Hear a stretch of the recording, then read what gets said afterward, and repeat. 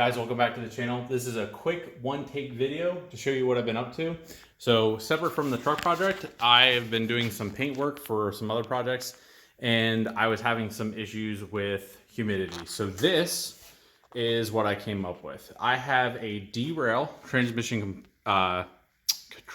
cooler here, and this is the -6 AN model, and I used these -6 AN fittings to convert to 1/2 inch MPT and solder brazed all my fittings up to this guy. So basically what we have is out of the compressor, into the cooler, through the cooler, out of the cooler, and at this point you have cooler air, and that goes into this tank.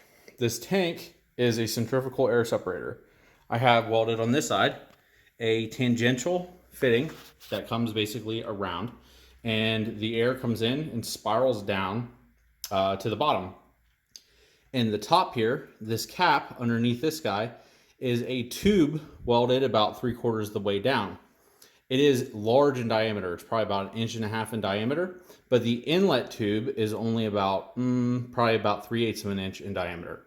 And that feed right there is basically diffused enough down here that the velocity is much lower by the time it gets to the pickup at the end of the 1.5 inch tube. So that is down here. So you get the water that separates at the bottom that can be drained out of the valve, and the air then returns up into this fitting, which is then 1/2 inch MPT, runs across all the way up in and into the original compressor inlet of the tank. So what I wanted to show you is how easy this is to set up. I probably got about $100 in fittings, maybe 150 bucks in fittings. And the transmission cooler combined. This fan I had, it is woefully underpowered, but it does cool the air down pretty good. So this is just a little 9-inch shop fan, desk fan, and it blows a decent amount of air through the cooler just to keep it, where it needs to be. But I'll show you here in one take the air, the moisture that separates out of this thing before it gets into the tank. So I'll go ahead and kick the compressor on here now. So I drained the tank down. I'm gonna go ahead and click this on, and I have this valve cracked so you can see how much moisture comes out of here. Actually, I'll just open the valve all the way. One thing to recognize is there's a pressure relief valve, so when the compressor is not running, this tank is not under pressure. That whole line releases. So if you ever hear one of these Ingersoll Rands, when it's done pumping, you hear that shh, let off of air pressure. That's the pressure relief valve. Letting the compressor get back to atmospheric pressure. So let's kick this on and you'll see all the water shooting out of it.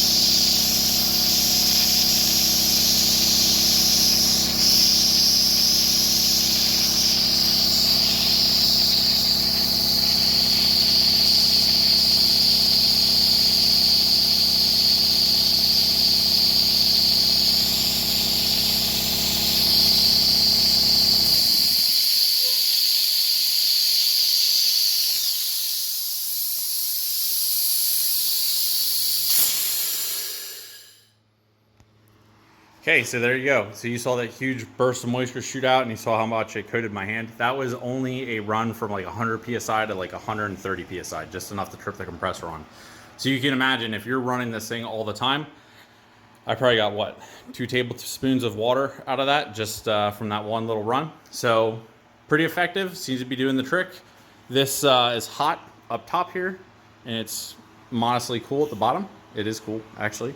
So yeah, the fan, while underpowered, is doing the trick. So if you guys are looking at building something like this, an aftercooler, this is a good setup. I'll put the part number for the derail or derail, I don't know, the transmission cooler, I'll put it in the description. And if you guys want to attempt something like this at home, I'd give it a shot.